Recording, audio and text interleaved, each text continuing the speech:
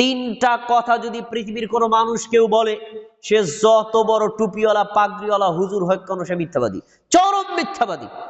এক, কেউ যদি বলে মুহাম্মদ সাল্লাল্লাহু আলাইহি সাল্লাম গায়েব জানে, ফাকাদ আযমা আলাল্লাহিল ফিরিয়া, সে আল্লাহর উপরও চরম মিথ্যা অপবাদ দিল। মুহাম্মদ সাল্লাল্লাহু আলাইহি সাল্লাম গায়েব জানেন? গায়েবের খবর একমাত্র আল্লাহ জানেন, এটা আল্লাহর একটা রুবুবিয়তের বৈশিষ্ট্য। আল্লাহ ছাড়া পৃথিবীর কেউ গায়েব জানে না। কিন্তু আমাদের দেশের মুহাম্মদ সাল্লাল্লাহু আলাইহি সাল্লাম গায়েব জানে তো আছেই, আমাদের দেশের পিসাব ল্যাংটা পীরও গায়েব জানে। ল্যাংটা পীরও গায়েব জানে, বিশ্বাস আমাদের দেশের মুরিদদের আছে, শিরকি বিশ্বাস। তাহলে মুহাম্মদ সাল্লাল্লাহু আলাইহি সাল্লাম গায়েব জানে না, তার স্ত্রী বলছেন, যদি কেউ বলে সে মিথ্যাবাদী।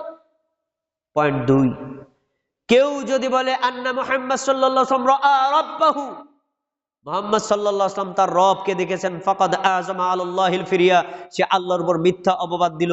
মুহাম্মদ সাল্লাল্লাহু আলাইহি ওয়াসাল্লাম আল্লাহকে দেখেন নাই, এই কথা বলছেন কে? তার স্ত্রী। 3 নম্বর, কেউ যদি বলে মুহাম্মদ সাল্লাল্লাহু আলাইহি ওয়াসাল্লাম শরীয়তের কোন বিষয় গোপন রেখেছেন, এই বিষয় প্রকাশ করেন নাই, যেটি আমাদের দেশের যারা বাউল বয়াতি পীর মুরিদেরা তারা বিশ্বাস করে, এই হুজুরেরা তোমরা জানো 30,000 কালাম, আর আমরা জানি 90,000 কালাম, আর 60,000ই বাতিনি। বাতিনি খবর তুমি কি জানো? তার মানে তারা বুঝাতে যায় ইসলামী শরীয়তের কিছু আছে গোপন, কিছু আছে প্রকাশ্য। এই যে গোপন, তার মানে নবী সাল্লাল্লাহু আলাইহি ওয়াসাল্লাম এগুলো বলেন নাই, গোপন রাখছেন।